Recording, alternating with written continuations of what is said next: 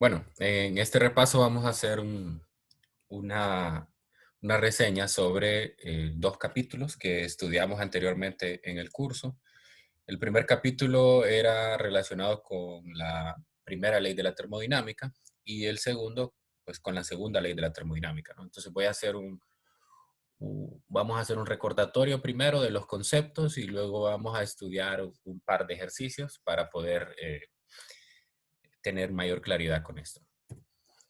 Bien, lo primero es hablar de la primera ley de la termodinámica. En la primera ley de la termodinámica, como ya estudiamos anteriormente en la clase, básicamente es una extensión del principio de conservación de energía para un sistema en particular. Entonces, uno tiene que estar muy claro que en este tipo de ejercicios nosotros vamos a tener un entorno o un ambiente y vamos a tener un sistema. Entonces, ese sistema nosotros lo vamos a definir correctamente y ese sistema normalmente pues es un gas ideal, ¿verdad? Y este gas ideal va a ser sometido a una determinada transformación, ya sea agregándole calor o ya sea realizando un trabajo sobre él, ¿verdad? Básicamente vamos a trabajar con dos formas de energía, una es el calor y la otra es el trabajo. Entonces, en ese sentido, lo primero que tenemos que recordar es una convención de signo que tenemos para estos procesos. Esta convención de signo es basada en el texto de física universitaria, en el texto de Resnick, la convención del trabajo es contraria, así que pues siempre tengan ese cuidado. En el caso de esta convención de física universitaria, pues la tradicional es que el calor, si es positivo, este entra al sistema y si el calor es negativo, este sale del sistema, ¿no? Eso lo pudimos estudiar anteriormente en el tema de calorimetría.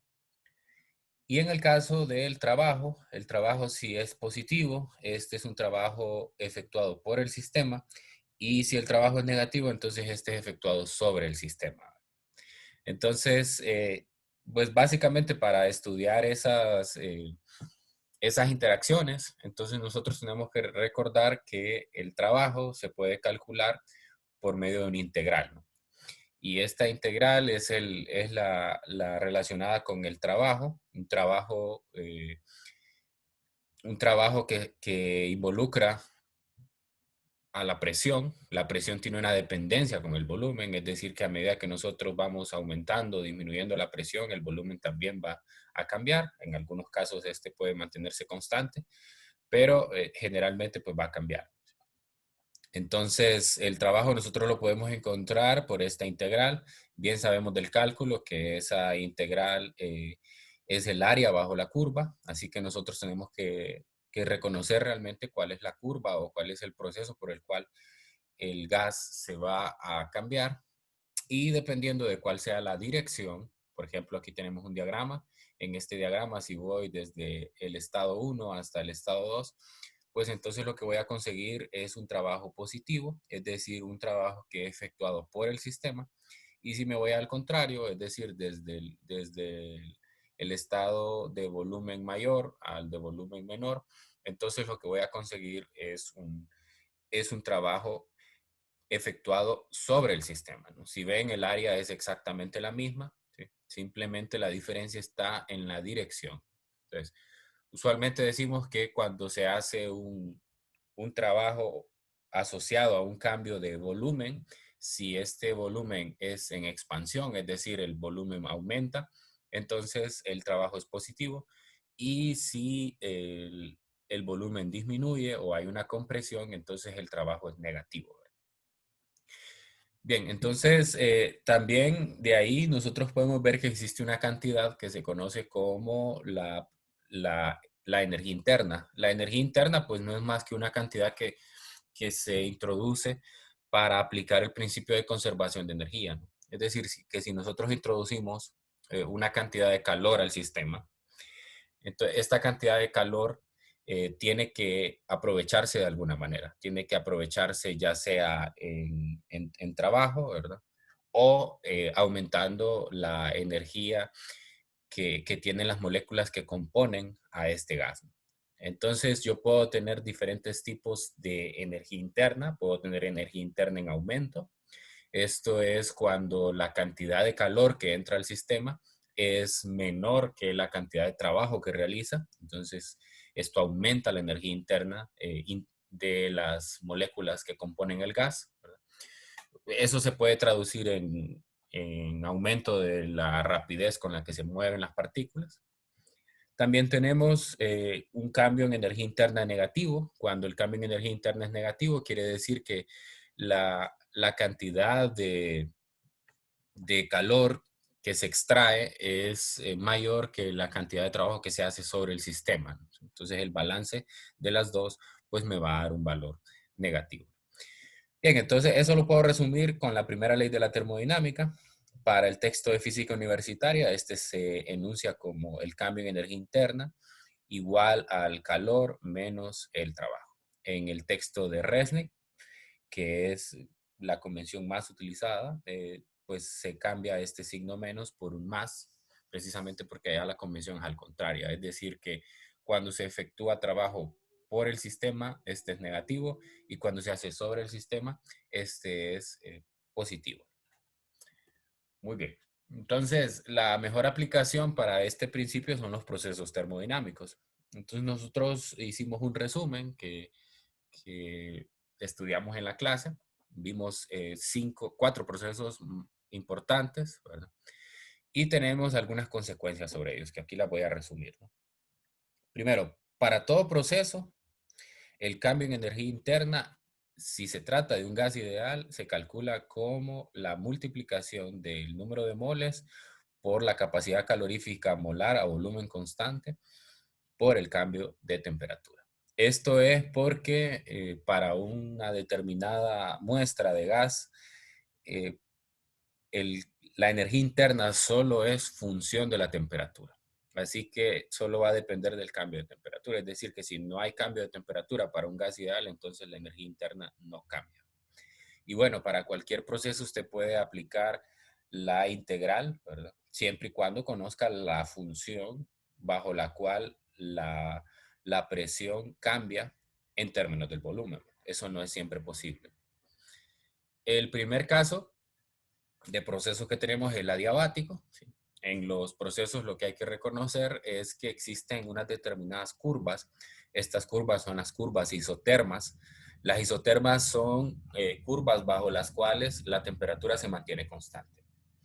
En el caso de un proceso adiabático, en este tipo de procesos, nosotros vamos a ir de un punto a otro, ya sea en expansión o en compresión, pero vamos a estar haciendo un salto de una isoterma a otra. Es decir, en adiabático, la presión, el volumen y la temperatura cambian, ninguna de ellas se mantiene constante.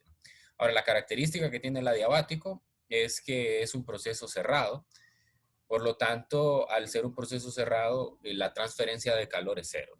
Y según la primera ley de la termodinámica, si la transferencia de calor es cero, entonces el cambio en energía interna es igual al negativo del trabajo.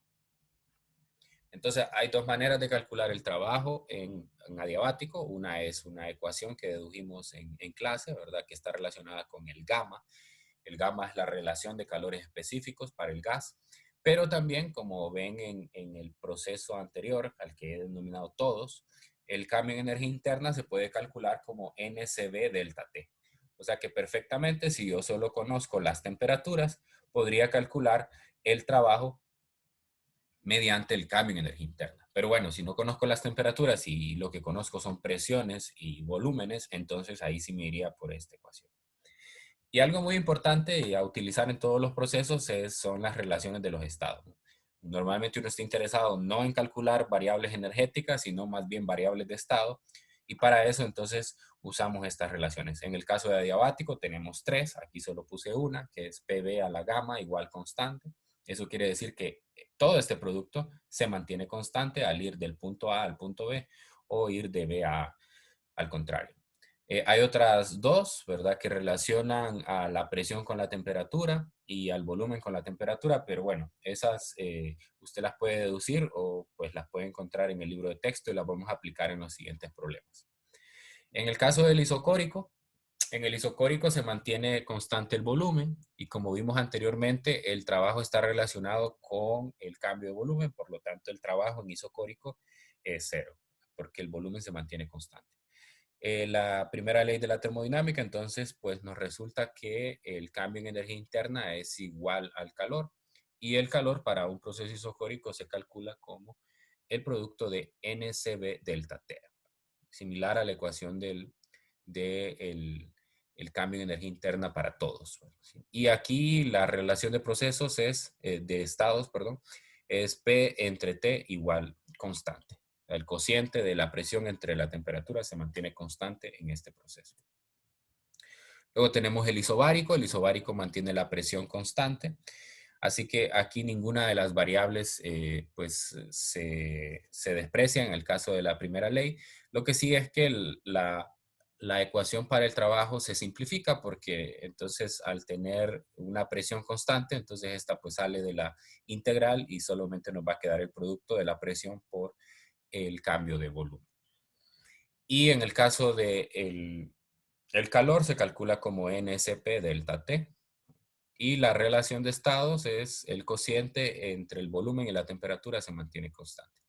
En isotérmico, pues entonces, fíjese que los anteriores, en el isocórico, me estoy moviendo de una isoterma a otra. Aquí está una isoterma, voy de A a B, me muevo en una isoterma. Eso quiere decir que la temperatura varía. También en isobárico, me muevo de una isoterma a otra. Mientras que en el isotérmico no. En el isotérmico me mantengo sobre la isoterma y por lo tanto, entonces la temperatura se mantiene constante. Anteriormente dije que para los gases ideales la energía interna solo es función de la temperatura, entonces si la temperatura se mantiene constante, entonces para un gas ideal el cambio en energía interna va a ser cero y el calor es igual al trabajo. Aquí se simplifica la relación de el trabajo para un gas ideal porque introdujimos la ecuación de estado de los gases ideales y entonces se puede hacer la integral y resulta pues aquí proporcional al logaritmo natural del cambio de volumen. Y la relación que se mantiene constante es el producto de P por B constante. Bien, y están también los casos pues más avanzados, digamos, que son los procesos cíclicos. En los procesos cíclicos hay que saber que el cambio en energía interna total es igual a cero. Eso implica que si yo sumo todos los cambios de energía interna de cada proceso que compone el ciclo, eso me debe dar cero porque voy a volver al estado inicial, es decir, voy a volver a las mismas condiciones de presión, volumen y temperatura, por lo tanto, el cambio en energía interna tiene que ser cero. Así que la sumatoria de todos los calores tiene que ser igual a la sumatoria de todos los trabajos. Y ahí pueden dar valores positivos y negativos. Ya vamos a ver un problema como ese. Bien, y para finalizar el repaso de este capítulo, entonces tenemos que saber las relaciones de las capacidades caloríficas, ¿no? Aquí hacemos un resumen de lo que vimos en el capítulo 18 con lo del 19, y es que la característica es la capacidad calorífica molar para los gases ideales es constante, solamente tengo que hacer una diferenciación entre si el gas es un gas monoatómico o diatómico. En el caso monoatómico, pues vamos a estudiar dos principalmente, el helio y el argón. Y en el diatómico estudiamos más el hidrógeno, el nitrógeno, el oxígeno, el monóxido de carbono. Pues hay muchos más, ¿verdad? Pero en este caso nosotros principalmente trabajamos con esto. Para los gases monoatómicos, la capacidad calorífica molar a volumen constante es 3 medios de R y para los diatómicos 5 medios de R. Y dedujimos también que, pues, que con eso puedo encontrar la capacidad calorífica a volumen constante simplemente sumándole R al valor de CB anterior. Y una relación muy útil es el cociente que hay entre la capacidad calorífica molar a presión constante y volumen constante. Y a esto le llamamos gamma, que es la razón de capacidades caloríficas. Y para los monoatómicos esto me da 1.67 o más preciso 5 tercios.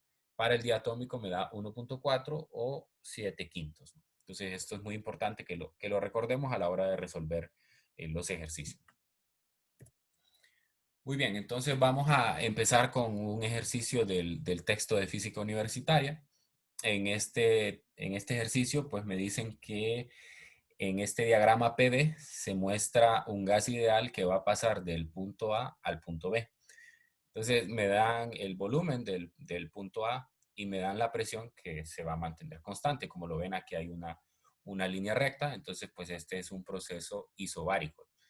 Y me dicen además que la temperatura absoluta del punto B es un cuarto de la temperatura absoluta del punto A, ¿no? Entonces, eso implica que TB es igual a un cuarto de TA en unidades absolutas. Eso es muy importante reconocerlo porque no es lo mismo que yo diga en unidades como de grados Celsius o de Fahrenheit, ¿no? No es lo mismo porque esta relación cambiaría, ¿no? Entonces es importante apuntar eso. Además, como otro dato adicional, tengo el volumen en el punto A, que es 0.500 litros, y tengo la presión para el punto A y para el punto B, que son iguales. Entonces, recuerden que este es un proceso de tipo isobárico. En los procesos isobáricos nosotros hacemos un salto de una isoterma a otra.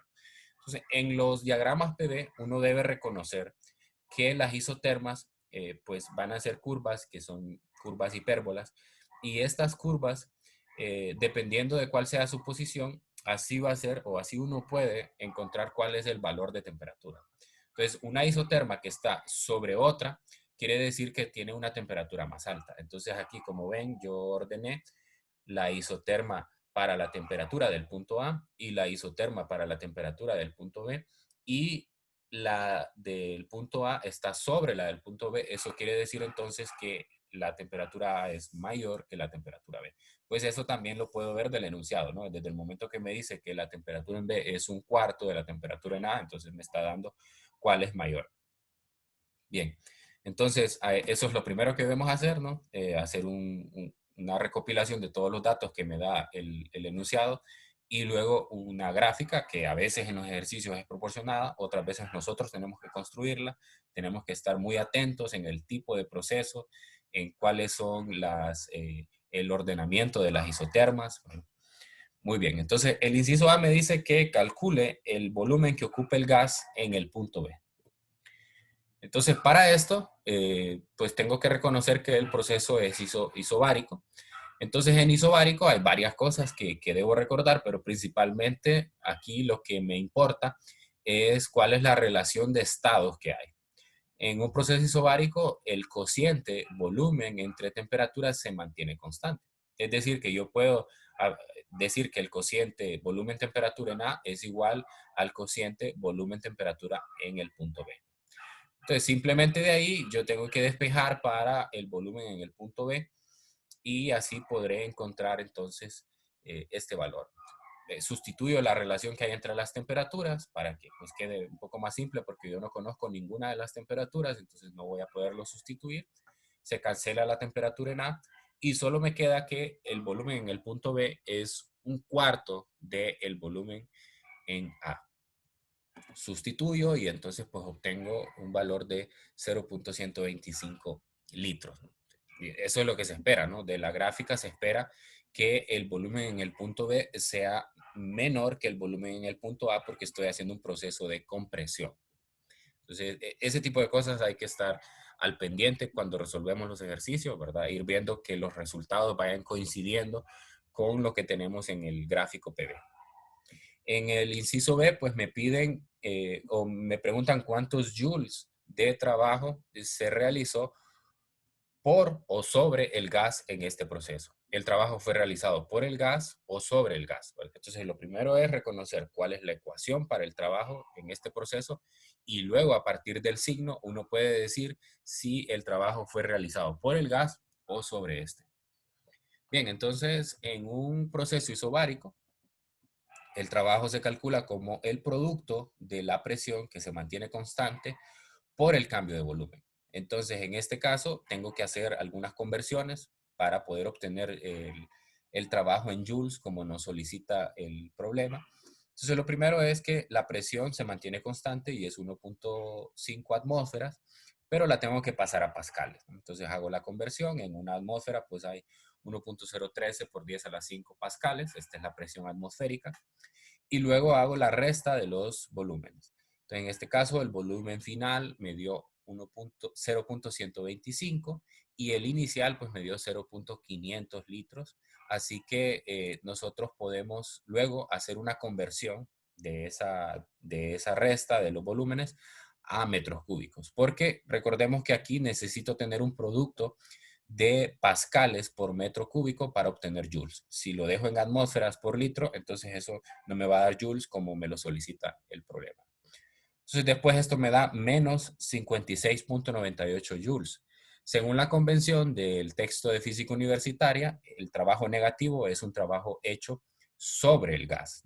Entonces, si quisiera usar la convención de signo para el Resnick, entonces sería al contrario, ¿verdad? El trabajo es hecho por el gas, perdón. Pero en ese caso cambiaría todo lo demás, ¿verdad? Porque la convención tiene que adecuarse al ejercicio.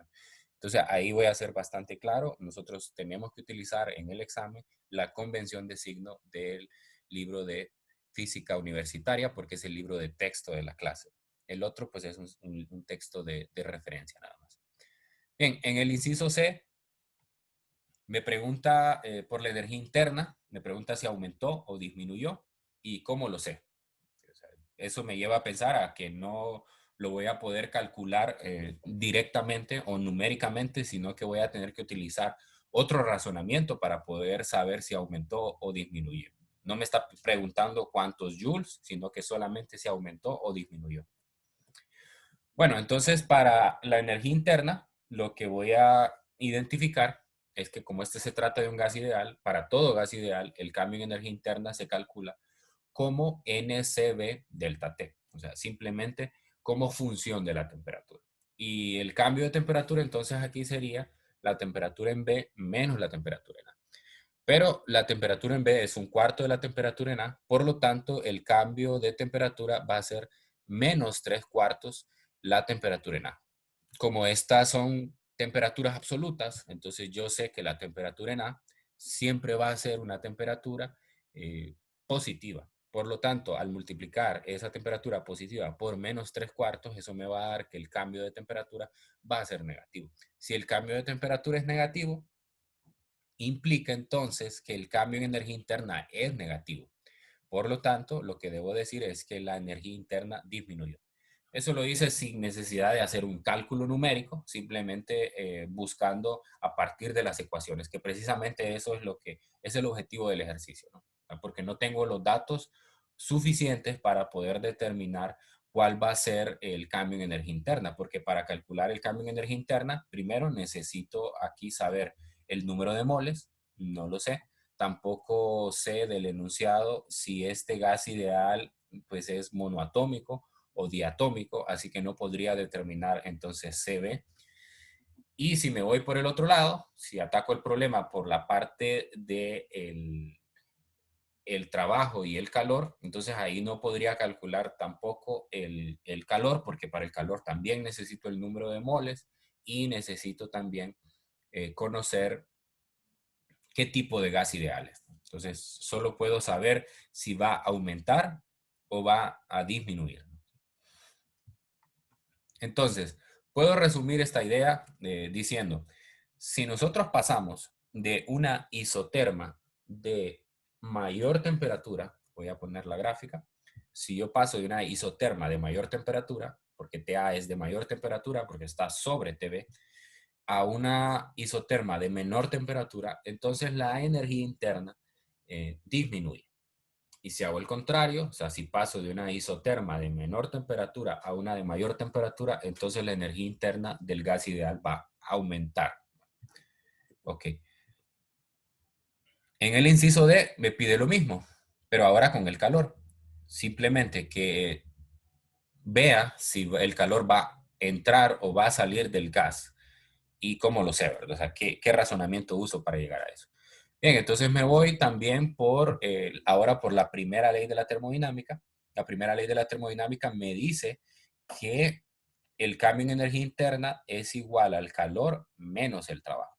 Ya anteriormente vi que el cambio en energía interna va a ser negativo y también encontré que el trabajo va a ser negativo. Entonces, si ustedes ven aquí, si este trabajo es negativo, entonces aquí me quedaría negativo por negativo, positivo, o sea, la segunda cantidad de este lado derecho, pues sería positiva.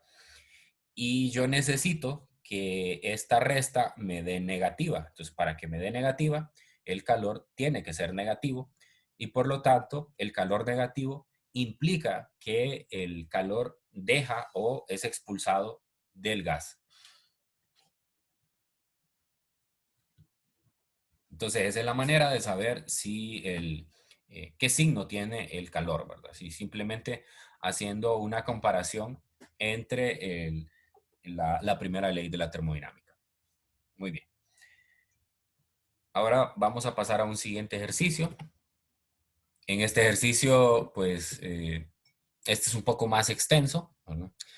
Aquí la idea es que nosotros apliquemos otro proceso, en este caso es el proceso adiabático, que es el que resulta normalmente un poco más complicado. Complicado en el sentido de que ninguna de las variables de estado se mantiene constante, entonces eso hace que las ecuaciones se vuelvan más largas, ¿verdad? Pero no.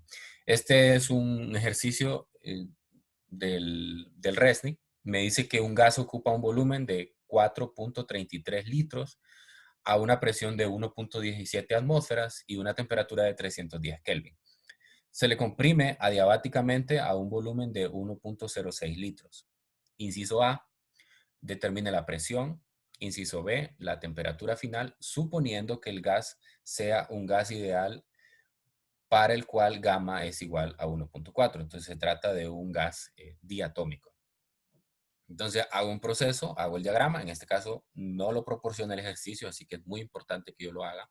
Si se fijan, siempre voy a dibujar las isotermas, ¿no? Entonces, aquí no es tan fácil verlo, uno tiene que manejar un poquito las ecuaciones de adiabático para saber si voy a pasar a una isoterma más alta o a una más baja, ¿no? Pero bueno, puede verlo de la ecuación de estado. Recuerde que la ecuación de estado es PV igual a nRT. Entonces, si yo hago una disminución del volumen, o sea, el volumen es directamente proporcional a la temperatura, ¿no? Sí. Entonces, en este caso, pero bueno, también hay otra variable ahí en juego que sería la presión. Bueno, entonces hay que ver un poquito cómo cambian. Pero bien, aquí lo que voy a hacer es pasar de una isoterma de menor temperatura a una de mayor temperatura. Bueno, entonces en el inciso A me piden la presión final. Para eso uso las relaciones del proceso adiabático. Ya anteriormente hablamos de la P por B a la gamma igual constante. Entonces lo aplico para los dos estados. Lo aplico para el estado A y para el estado B y despejo para la presión en B. Agrupo aquí de tal manera que quede un poco más sencillo, ¿no? Aquí no es necesario hacer conversiones porque pues los volúmenes ambos están en litros, así que se van a cancelar las unidades y no tengo ningún problema en que la presión pues la encuentre en atmósfera.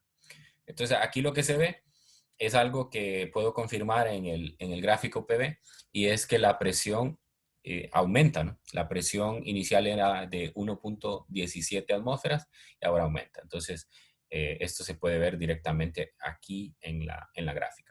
Otra cosa que se ve en la gráfica es que la temperatura aumenta, ¿no? Eso no se puede leer explícitamente en el ejercicio, pero lo puedo comprobar en el inciso B. O sea, el inciso B, ahora utilizo otra de las relaciones. Esta me relaciona la temperatura con el volumen y aparece gamma ahí también. Hago lo mismo, lo relaciono con el punto A con el punto B y entonces despejo para la variable que necesito, que en este caso es TB.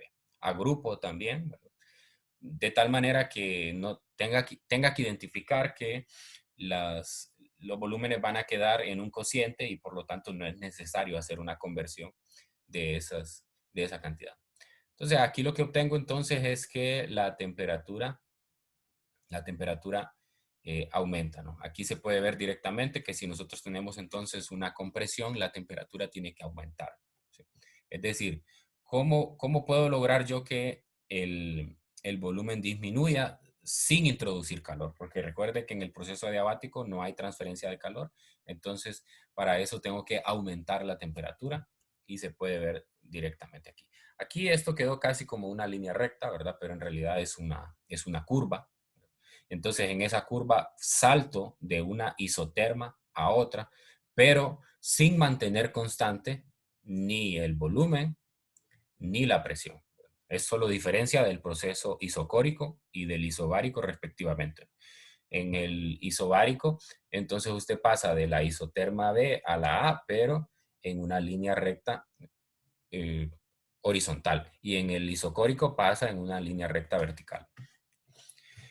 Bien, y finalmente lo que me piden es que calcule el trabajo efectuado sobre el gas, ¿no? Entonces, para esto tengo dos maneras de hacerlo. Una puedo hacerlo con la relación que es general para todos, NCB delta T. Pero bueno, aquí aparece un signo negativo porque de la primera ley para el adiabático se puede ver que el trabajo es igual al negativo del cambio en energía interna. Por eso aparece este menos. Pero también puedo utilizar la otra ecuación que estaba en la tabla, y esa ecuación es en la cual se relaciona el cambio del producto presión-volumen entre 1 menos gamma. En este caso voy a utilizar la segunda. Bueno, tengo presiones y tengo volúmenes. Aquí sí necesito hacer una conversión para poderlo obtener en joules. Si no, me quedaría atmósferas por litro, que no es una unidad usual para representar el trabajo. Entonces hago la resta de esos productos y esto me va a quedar en atmósferas por litro. Las atmósferas las paso a pascales y los litros a metros cúbicos y obtengo un valor negativo. Entonces eso coincide directamente. Aquí tengo que la pregunta es cuánto trabajo fue efectuado sobre el gas. Entonces ya directamente el enunciado me está diciendo que el valor tiene que ser negativo según la convención de signo de física universitaria, del texto de física universitaria.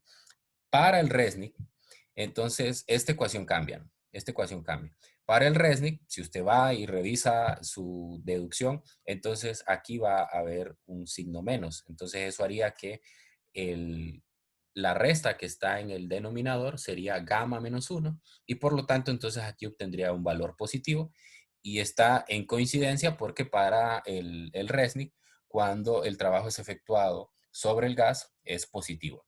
Pero les recuerdo, para la prueba de mañana, ustedes tienen que utilizar la convención de signo de física universitaria. Muy bien. Entonces, ahora sí, veamos un problema ya avanzado, porque en esta prueba se van a evaluar problemas de objetivos avanzados. Entonces, los problemas más difíciles, digamos, a los que uno puede enfrentarse en este tema son procesos cíclicos, porque los procesos cíclicos implican el cálculo de muchas variables de estado. Y entonces implica que nosotros manejemos todas las ecuaciones. Por eso esa tabla que ya les he facilitado es muy importante que la tengan a mano a la hora de que estén resolviendo sus problemas, porque ahí está resumido prácticamente. O sea, solo se trata de que usted identifique en su diagrama PV bajo qué proceso está trabajando, escriba las ecuaciones y pues luego ya utilizando nociones matemáticas, ¿verdad? Combinarlas de una forma adecuada para calcular la variable que quiero.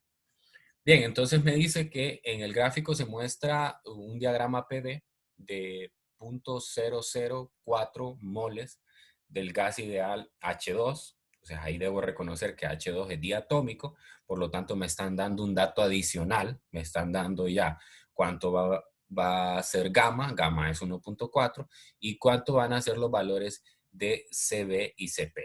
CB es 5 medios de R y CP 7 medios de R para diatómico. Entonces, eso ya lo tengo que tener programado, digamos, reconocer de qué tipo de gas se trata y luego ya esos son otros datos adicionales.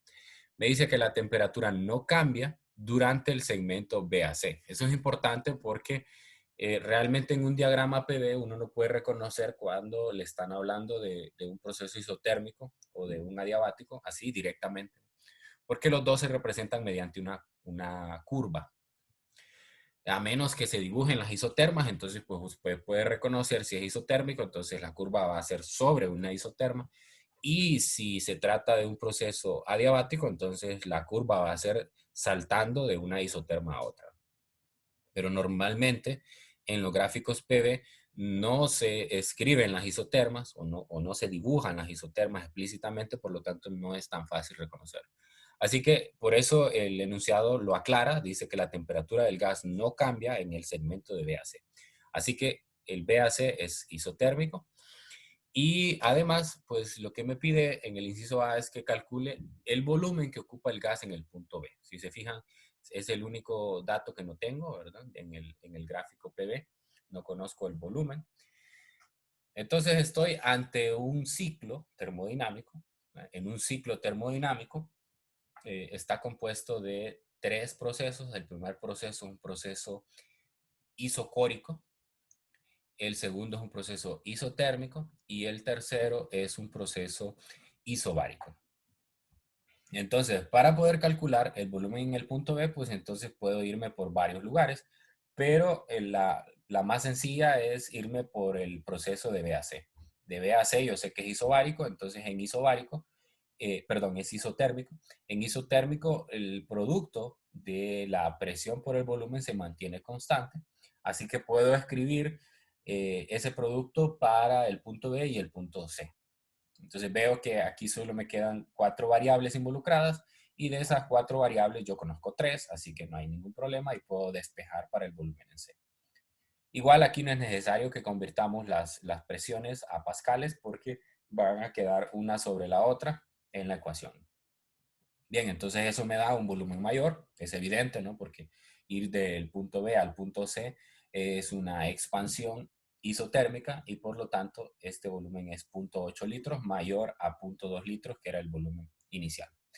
Bien, el inciso B me dice que encuentre la temperatura del gas en los puntos A, B y C.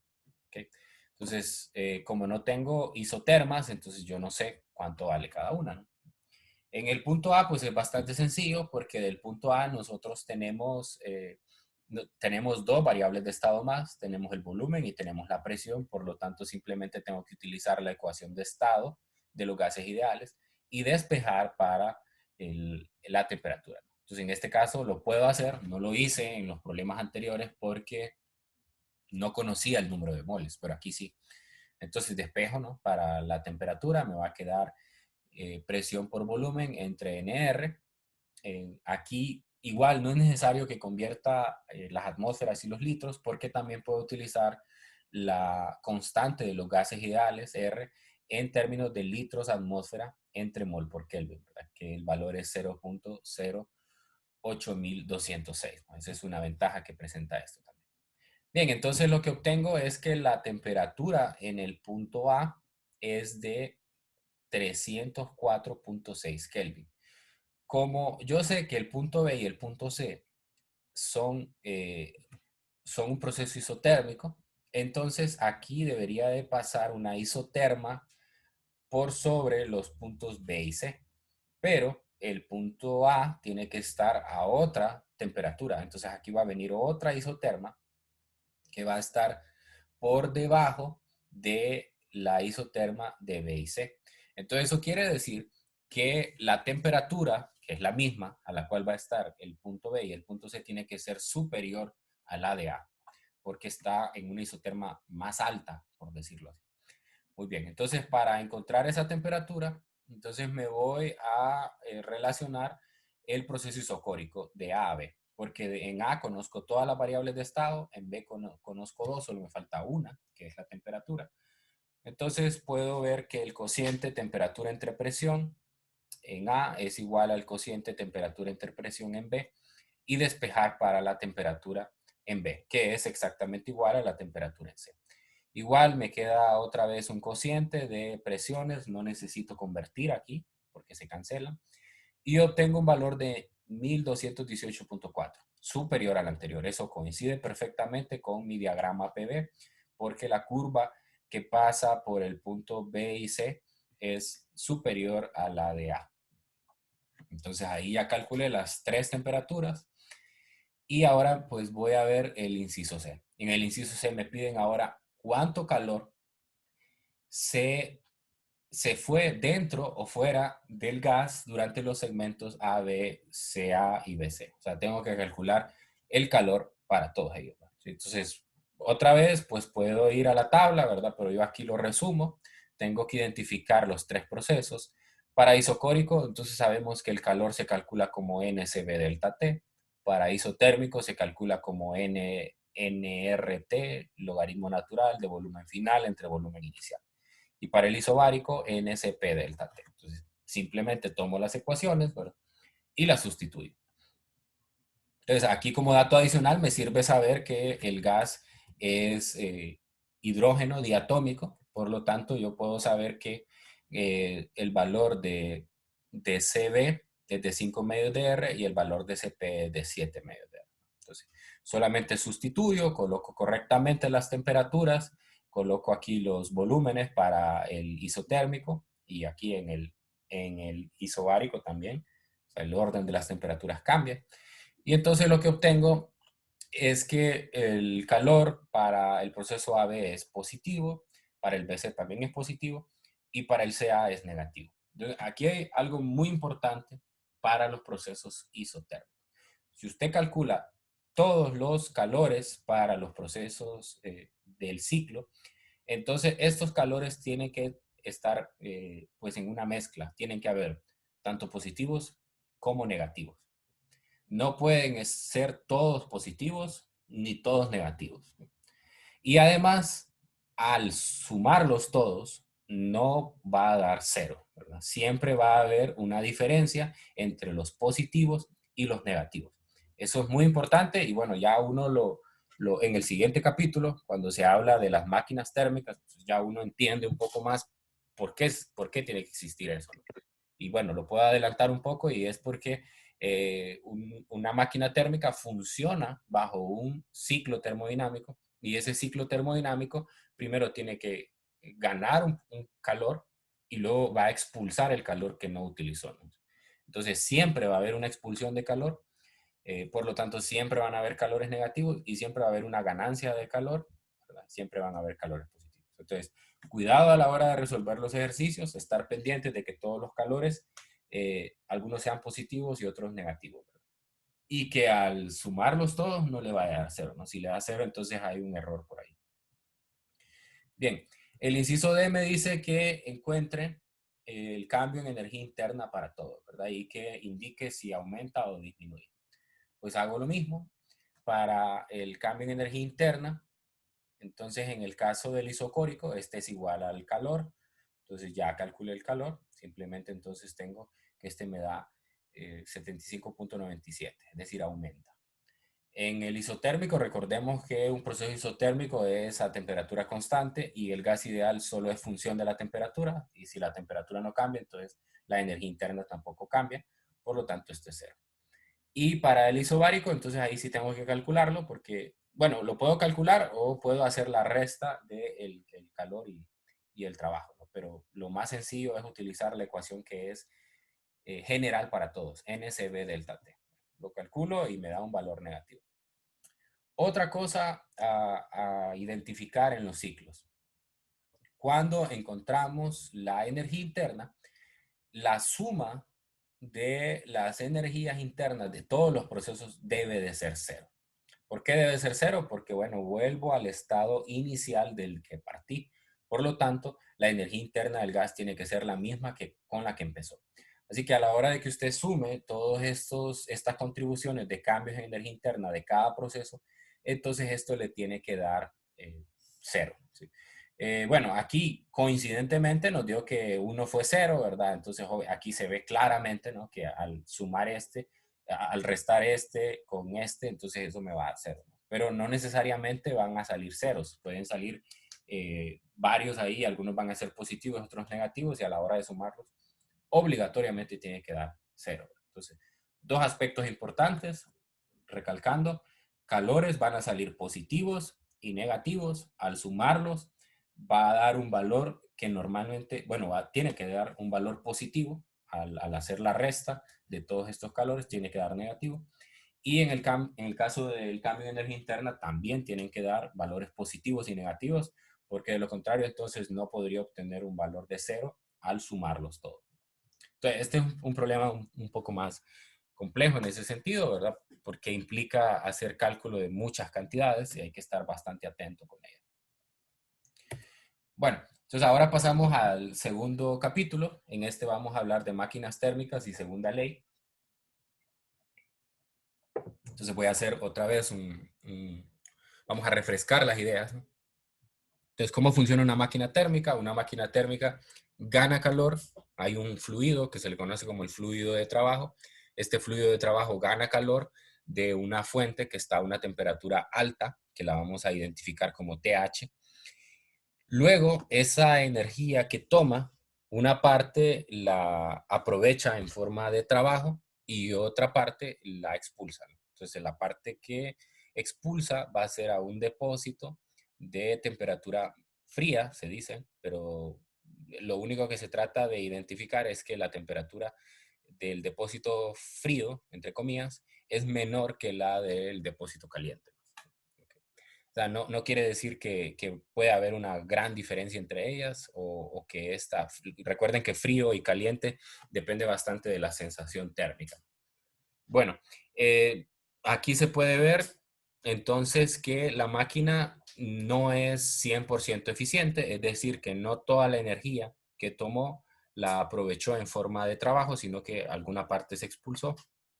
Entonces ahí se puede definir una razón de cuánta energía de una fracción de cuánta de la energía que se tomó se aprovechó en trabajo y a esa fracción se le conoce como la eficiencia térmica. O sea, al hacer ese cociente, siempre vamos a obtener un número, pues adimensional, y ese número siempre va a estar entre 0 y 1. Entre más cercano estoy del 1, más eficiente es la máquina, y entre más cercano estoy al 0, más ineficiente es la máquina. Pero bueno, aquí también podemos hacer una relación, pues aquí puedo usar la conservación de energía, ¿verdad? Y el trabajo pues tiene que ser igual a la resta del calor que se toma del depósito caliente menos el que se expulsa. Entonces, usando ese razonamiento de que el trabajo es igual a la resta de los calores, entonces puedo encontrar una nueva ecuación de eficiencia, pero ahora en términos de los calores, nada más, sin involucrar al trabajo. Entonces, puedo usar las dos. Y algo muy importante aquí a mencionar es que nunca una máquina va a lograr eliminar esta parte de calor que se expulsa. O sea, nunca vamos a tener una máquina que va a convertir completamente el calor que toma de la fuente alta a trabajo. Entonces, este valor nunca va a ser 1. Ok. Bien, entonces aquí un ejercicio para explicar esto, un ejercicio pues bastante fácil, ¿no? Es un problema del Resnick.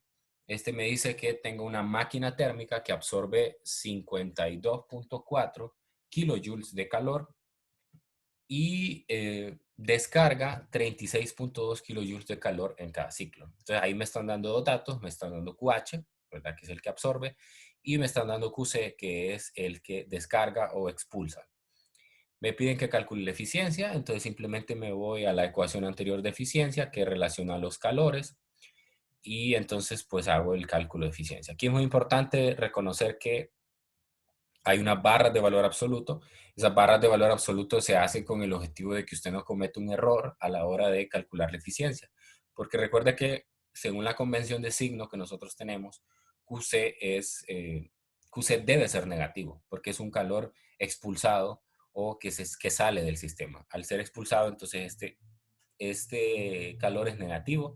Y si usted no pone la barra de valor absoluto, entonces pues aquí le va a quedar un menos, con este menos le va a dar más.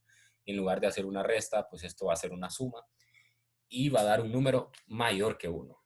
Al dar un número mayor que 1, pues uno no puede tener una noción realmente si se trata de una buena conversión de energía o una mala conversión de energía. Entonces hay que tener cuidado a la hora de escribir estos.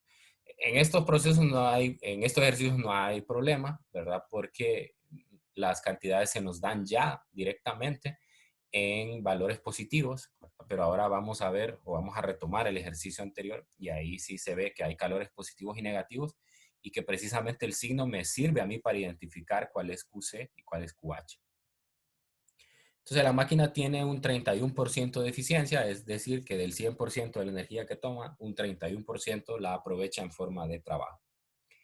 Y ahora me piden que calcule precisamente ese trabajo. Ahora me voy a la otra ecuación de eficiencia que involucra el cociente del trabajo y el calor que toma de la fuente a temperatura alta. Despejo y encuentro entonces que este trabajo es de 16.244 joules. Aquí puedo hacer una comprobación y esa comprobación es ver que este trabajo es menor que QH.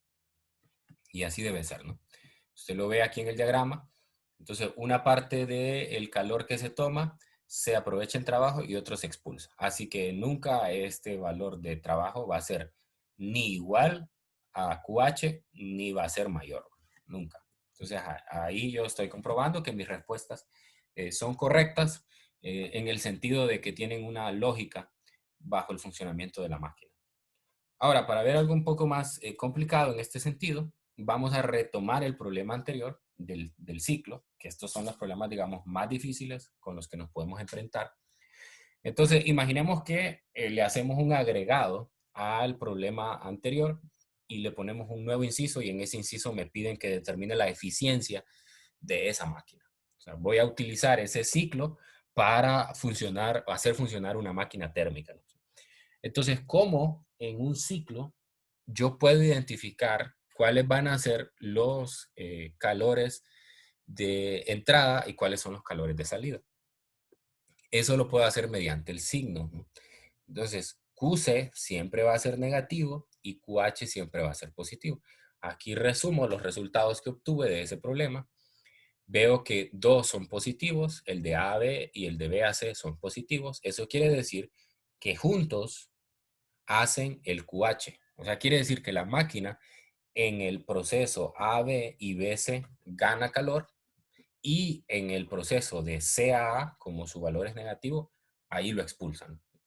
Y el trabajo lo hace en el proceso BAC. Entonces ahí eso ya coincide con la teoría de una máquina térmica.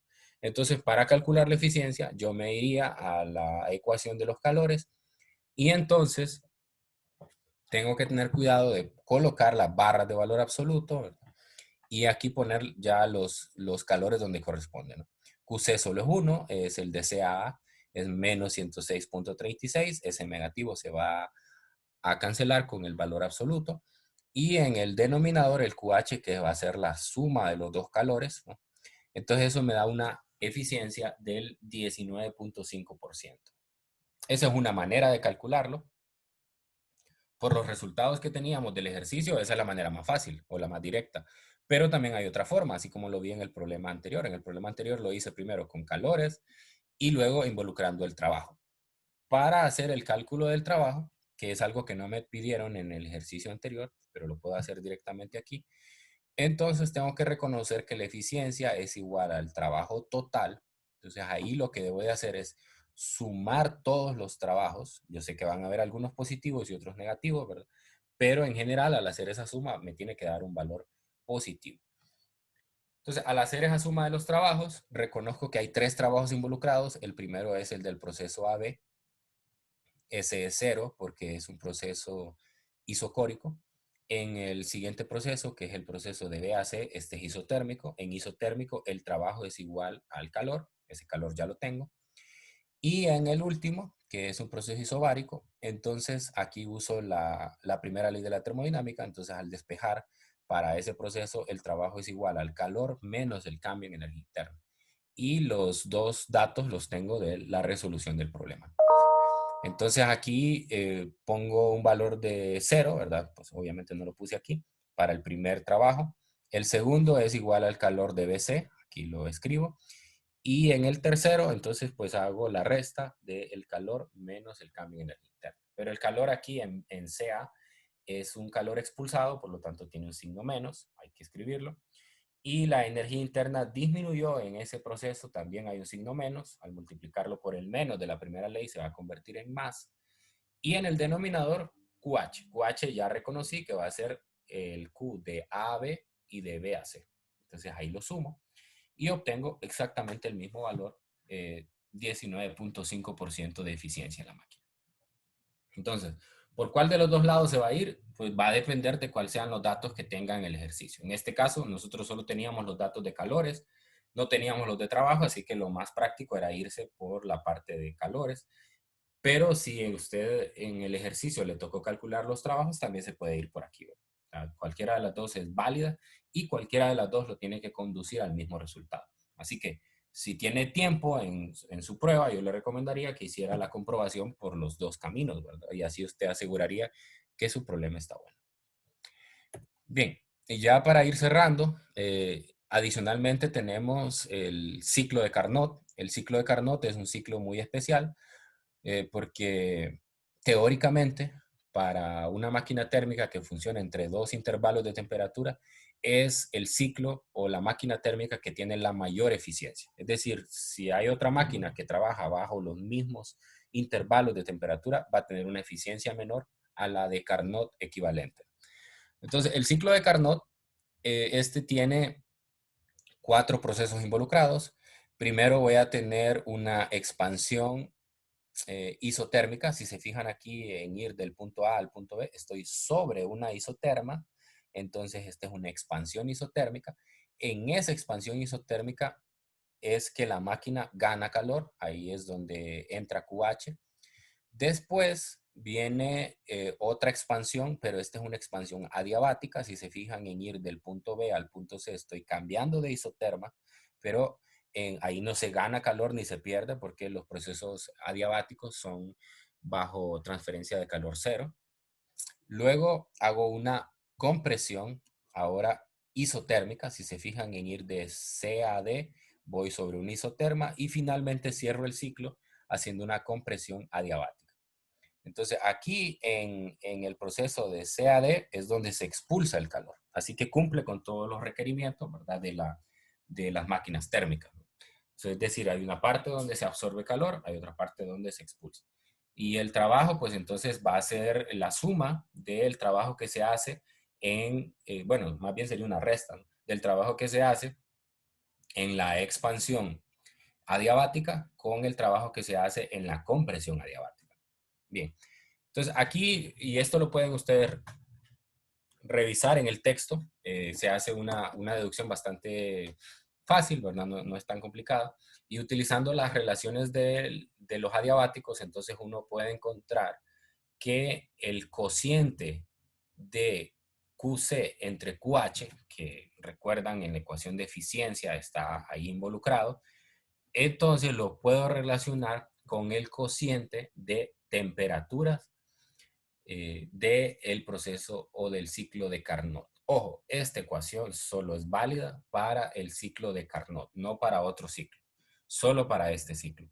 Entonces, como puedo encontrar eso, puedo simplificar la ecuación y ahora encontrar una nueva eficiencia que solo es válida para Carnot. ¿Sí? Por eso es que aquí se le pone un subíndice Carnot. Y es que la eficiencia la puedo encontrar en términos de las temperaturas nada más. Eso no se puede hacer, por ejemplo, en este proceso que tuvimos en los dos ejercicios anteriores, ¿verdad? Yo no puedo simplemente decir voy a hacer la eficiencia por las temperaturas o aquí, tampoco. ¿Verdad? Bueno, de hecho aquí ni siquiera tengo las temperaturas, pero aquí en este problema pudo ser tentador, ya que conocemos todas las temperaturas, calcular la eficiencia de esa manera. Eso no se puede hacer en este problema porque no es un ciclo de Carnot, es cualquier otro ciclo menos el de Carnot. Entonces, para Carnot es más fácil calcular las eficiencias, es decir, ni siquiera tiene que hacer cálculos, solo tiene que saber cuáles son las temperaturas de trabajo para el gas y entonces con eso sabe cuán eficiente va a ser. Eso tiene implicaciones prácticas muy buenas, ¿verdad? Porque usted no necesita construir la máquina para saber qué tan eficiente va a ser. Simplemente tiene que saber los intervalos de temperatura y ya sabe la eficiencia de Carnot. Entonces su máquina va a ser menos eficiente que la de Carnot. Si la de Carnot le da que va a ser 30%, entonces usted sepa que su máquina va a ser menor al 30% y así puede entonces tener una idea del diseño de la máquina. Entonces vamos a hacer un ejercicio para ejemplificar esto. Es el 2036 del CIRS. En este me dice que se está diseñando una máquina de Carnot que usa 2 moles de CO2 como sustancia de trabajo y el gas puede tratarse como un gas ideal. El gas debe tener una temperatura máxima de 527 grados Celsius y una presión máxima de 5 atmósferas. ¿Ok? Entonces, me están dando aquí la temperatura TH, me están dando el número de moles, pero luego van a ver también que ese dato no lo necesito. También me están dando la temperatura y la presión, pero la presión no la necesito en función de lo que me están pidiendo. Y me dan QH. Me dicen que el calor de entrada es de 400 joules y que se desea obtener un trabajo útil de 300. O sea, me están dando QH, me están dando TH y me están dando el trabajo. Entonces aquí hago un diagrama de cómo funciona esta máquina. Es una máquina de Carnot. Y lo primero es calcular la temperatura del depósito frío. Entonces, para encontrar la del depósito frío, lo que hago es, pues, hacer la relación de Carnot. Para Carnot, el cociente de los calores es igual al cociente de las temperaturas. Entonces, pues queda bastante sencillo. Despejo para la temperatura. Bueno, pero yo no conozco el calor de salida. No conozco el calor de salida. Pero ahí utilizo otra de las ecuaciones, que es la que vi inicialmente acá. Y es que el trabajo es la resta de QH menos QC. Entonces, al hacer esa resta, la sustituyo acá, puedo encontrar que QC es igual a QH menos el trabajo. Entonces sustituyo y pues entonces me da que el valor de temperatura es de 200 Kelvin. Es importante a la hora de hacer estos problemas de Carnot identificar que aquí las temperaturas tienen necesariamente que estar escritas en unidades absolutas, o sea, en Kelvin. Porque cuando uno revisa la deducción de esta ecuación, viene precisamente de las relaciones de la ecuación de estado de los gases ideales. Y una condición para la ecuación de estado de los gases ideales es que la temperatura pues esté en Kelvin. Entonces, a la hora de hacer el cálculo, entonces yo veo precisamente que esto me va a dar en Kelvin, hago la conversión y me da que son menos 73 grados Celsius. Entonces, esto no lo pude haber hecho en una máquina simple o en una máquina general, ¿verdad? Porque para una máquina general la relación de calores y temperaturas no es tan fácil como esta. La relación de calores y temperaturas va a depender de los procesos que constituyen al ciclo. Entonces, para Carnot, los procesos que involucran este ciclo dan una relación sencilla como esta. Y el inciso B, pues es un poquito de repaso. Me dice que durante cuántos ciclos se debe operar esta máquina para derretir totalmente un bloque de hielo con una masa de 10 kilogramos que inicialmente estaba a cero.